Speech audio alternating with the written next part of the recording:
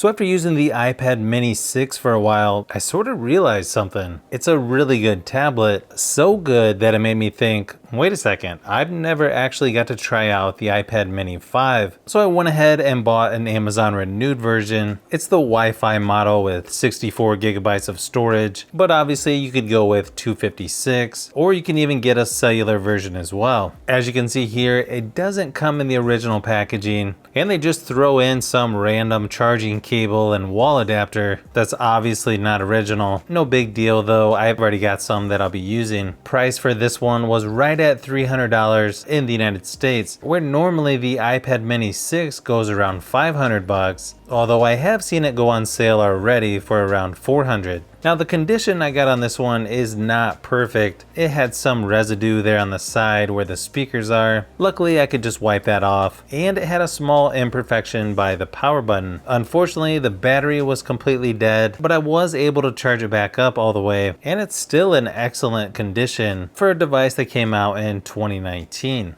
Now, one obvious difference in this version is you've got the bigger bezels there on the top and bottom. Sort of reminds me of the regular iPad 9 when you compare it to the newer iPad Air. Sure, it's a little dated looking, but there are some people that actually like the physical home button and being able to have the Touch ID right there on the front. Interesting thing about the size of the iPad mini 5 versus the mini 6 is you get a slightly bigger screen on the iPad mini 6, but the body of the iPad mini 5 is actually bigger because you've got the bezels on top and bottom.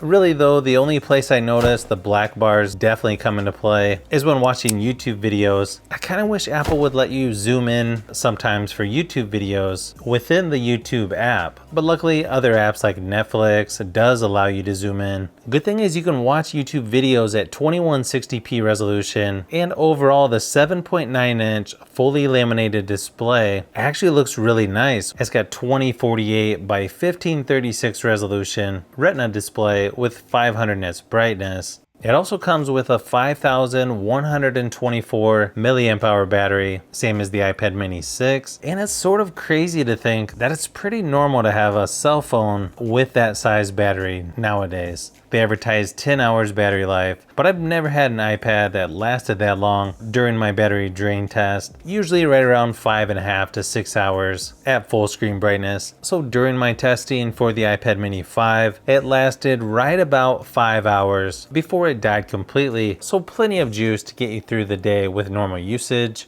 especially if you turn the screen brightness down. Now this iPad has the A12 Bionic chip, which is not really going to compete against the A15 and the newer iPad mini 6, as you can see from these Geekbench scores. But if you're going to compare this to more affordable Android tablets around the 8-inch size, it's actually pretty competitive, and it feels like it has plenty of power to do just about anything you would need. I mean, it really doesn't have much hesitation or lag, just moving around the software, even when you have multiple apps open. And then when it comes to gaming on this tablet, it looks really nice. You get HD graphics, high frame rates on games like PUBG Mobile. I also tested out Apex Legends Mobile, and yeah, it handles it pretty easily. Everything looks nice and smooth. Graphics load pretty quick as well. Same thing with Asphalt 9. It looks and plays really nice and smooth. Plus, I feel like the size of this iPad makes it really easy to hold during gaming. It's just easier to reach most things on the screen compared to a larger 10-inch tablet. I've always thought 8-inch screens are almost the perfect size for a gaming tablet, especially if you travel a lot or you just want to take this with you on a trip. Now the iPad mini 5 or 5th generation came with iPadOS 14, but this one here already had the update for iPadOS 15.5 ready to download, and it's going to get iPadOS 16 later this year. That's sort of one area where Android tablets are not quite keeping up with Apple, but at least Samsung and Google are getting a lot better with updates. Hopefully other companies will follow that trend as well. Now one downside is it still uses the Lightning port, so if you want to get files off of here with an external drive, it's sort of a pain. I even bought the official Apple adapter and had no luck getting it to work. So I may have to return this one and try a different one. It just kept giving me an error I even had the newest official Apple adapter to see if it would work on here, and no luck. You can also use the first gen Apple Pencil with this one as well. Not quite as good as the second gen where you can just snap it onto the side of the tablet, but it's still a really nice feature to have if you like to take notes, draw, or you just want to move around the software. Now just remember, to charge this you have to use the lightning port at the bottom, which yeah, that's not going to be awkward at all when you're out in public.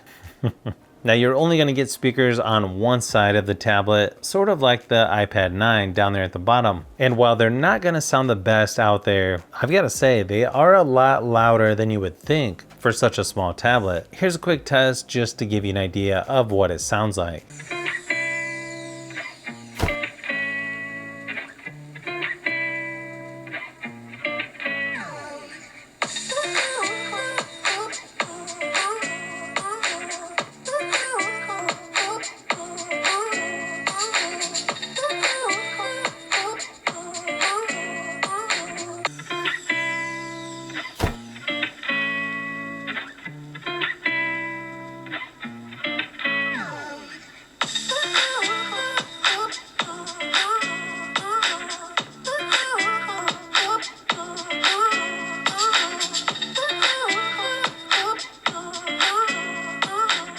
Now, cameras on here are not quite as good as on the iPad mini 6, but they're still decent for an older tablet. You get an 8 megapixel rear facing and then 7 megapixel front facing. You can shoot up to 1080p resolution, 30 frames per second on both, and the camera app is what you would expect on an iPad, very similar to other Apple devices. As long as you have good lighting, I think you would be able to get away with using this for Zoom meetings, video conference calls. Even though it doesn't have the wide angle lens on the front, like the iPad mini 6, I still feel like you could use this for Zoom meetings, video conference calls, if you had to. Here's a few samples of photos and video, just to give you an idea of what to expect.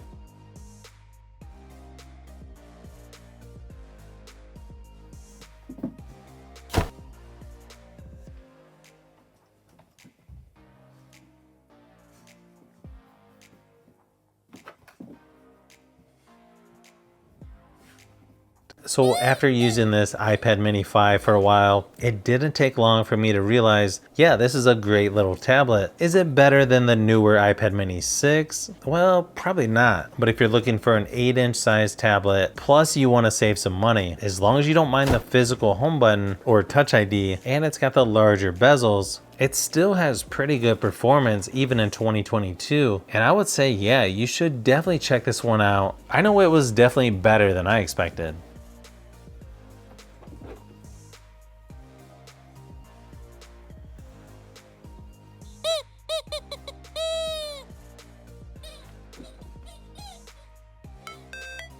So if you've made it this far into the video, you may want to say thanks by subscribing, and don't forget to give a thumbs up if this video was helpful. This is Brian from Fishbee Productions. Thanks for watching, and I'll see you on the next one.